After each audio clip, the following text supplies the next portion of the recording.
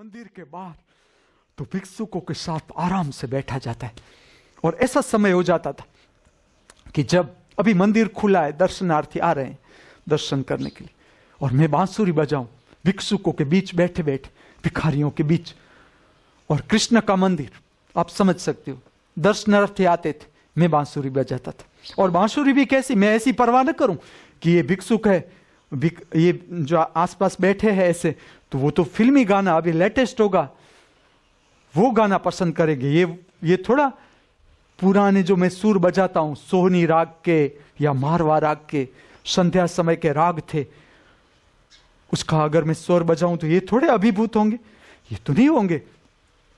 लेकिन मैंने ऐसे कोई परवाह नहीं की, मुझे तो जो भी आते थे स्वर, मैं बंसी इतनी अच्छी नहीं थी लेकिन तीव्र स्वर वाली बंसी थी, तो उसका जो स्वर था वो ऐसा स्वर था कि मैं खुद महसूस करता था कि आसपास अगर समझ लो कि थोड़ा कोलाहल हो रहा है तो थोड़ी क्षणों के लिए कोलाहल बंद हो जाता था, एक अद्भुत सी शांति छा जाती थी। होता क्या था, जो दर्शनार्थी आते थे या जाते थे मंदिर में से, वो पिघल जाते थे, क्योंकि कृष्ण का मंदिर तो वो भीतर से बांसुरी के साथ तो संबंध होता ही है, जाने अनजाने हमारा सबका। जैसे जैसे आप उतरोगे पता चलेगा कि बांसुरी सबसे पहला ये वाद्य है, और ये वाद्य का, ये आध्यात्मिक वाद्य कहा जाता है। इसका कारण है कि बांसुरी है वो होठों से बजाई जाती है, होठ के ऊपर ली जाती है। वैसे तो सहनाई है, बीन है, वो भी होठों पर ली जाती है, लेकिन जो बांसुरी है वो उसमें इतनी मृदुता होती है। बांसुरी जब आप बजाते हो तो एकदम मृदुता से बांसुरी का संबंध बनता है, होठों से, सांस से। पूरा का पूरा वाद्य सांस के ऊपर आधारित है। इसमें बांसुरी में आपकी इतनी पकड़ चाहिए कि इसमें तो 6 छिद्र ही है, खाली 6 छिद्र या ज्यादा से ज्यादा 8-9 छिद्र होंगे।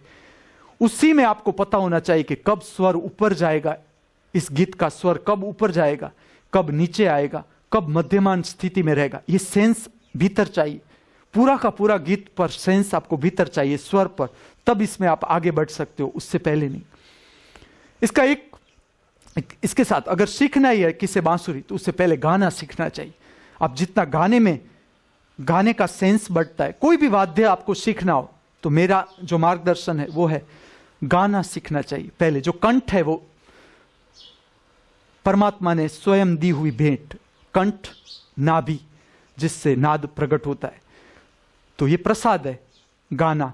तो गाना जिसका गाने पर पकड़ होती है वही बांसुरी में जा सकता है। और बांसुरी का संबंध हृदय से, भाव से। मैंने ऐसा कई बार मेरे जीवन में मैंने अनुभव किया है।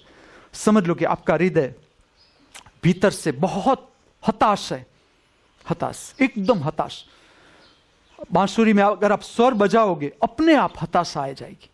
बांसुरी के स्वरों में हताशा, या अगर आप छोड़ दो अपने को कि नहीं क्या सही क्या गलत, कौन सा समय इसमें कौन सा राग बजाना है, संगीतज्ञ चित्त है उसको एक और रख दो। मैं कोई संगीतज्ञ नहीं हूं, कुछ भी नहीं। मैं इस पृथ्वी पर सच में हम क्या है, पूछो अपने आप से, हम क्या है। और सदा धर्म के रास्ते पर अज्ञान ही रहो, कभी मत कहो I know, always say I don't know. I don't know आपका विस्तार खोल देगा, नहीं मैं कुछ जानता नहीं, खोल देगा। आई नो आपके दरवाजे बंद हो जाएंगे, अहंकार बढ़ जाएगा। तो जिसे आगे बढ़ना है धर्म में, जीवन में आगे समझते जाना, never say I know, I don't know. तो बांसुरी का संबंध हृदय से होता है। जब आप प्रसन्न होते हो अलग ही स्वर आ जाते, अलग ही गीत, अलग धुन आ जाती है। और समझ लो कि भीतर रुदन है, आप बांसुरी नहीं बजा सकते। मैंने कई बार ऐसा, समझ लो कि गीत बजा रहा हूं, ये पहले के अनुभव है, एकदम भाव भीतर से उमड़ कर आ जाए, तो जैसे स्वर बजाता जाऊं इतना उमड़े भीतर से भाव, आंख से आंसू शुरू हो जाए, गीत न बजा पाऊं, क्योंकि स्वर संभव नहीं सांस के बिना। तो बांसुरी को आध्यात्मिक वाद्य कहा गया, इसका कारण है कि बांसुरी सांस से, हृदय चक्र, भाव चक्र इसका केंद्र है। बांसुरी बजाने का केंद्र भाव शरीर, और शरीर और बांसुरी अलग नहीं रह जाते। जैसे जैसे आप बांसुरी में डूबते जाते हो, शरीर बांसुरी एक ही हो जाता है। ऐसा नहीं कि मैं बांसुरी बजा रहा हूं ना, अनुभव है बांसुरी बज रही है अपने आप, स्वर पैदा होते जाते हैं, फूंक निकलती जाती है, सांस उच्छ्वास से बांसुरी बजती जाती है। इसीलिए कृष्ण ने जो बांसुरी चुनी, इसका कारण यह था कि बहुत आध्यात्मिक वाद्य है जो भीतर ले जाता है, शक्ति को अंतर्मुख बनाता है। वाद्यों में इसे आध्यात्मिक वाद्य कहा गया। मैं ऐसा नहीं कहता कि और वाद्य आध्यात्मिक नहीं, लेकिन जो बहुत गहराई से जुड़ता है, सांस के साथ जुड़ता है, मृदुता से जुड़ती है, तो वो है बांसुरी। और भारत में जो बड़ी बांसुरियां आई वो बाद के प्रयोग में शास्त्रीय संगीत जो रूम में बजने लगा, रूम के अंदर बजने लगा, तब बड़ी बांसुरी का उपयोग होना शुरू हुआ।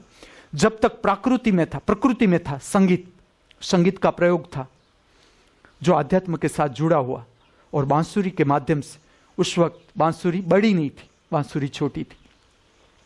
अब शाम का माहौल, मैं बांसुरी बजाऊं, कृष्ण का मंदिर, तो लोग पैसा रखे मेरे चरणों में, मुझे मजा आया।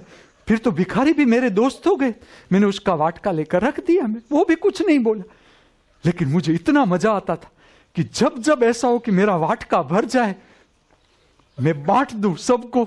कि मैं उन लोगों को कहता था कि सब साथ में ही बैठते हो, मैं वाटका यहां रख जाता हूं, मेरी भिक्षु को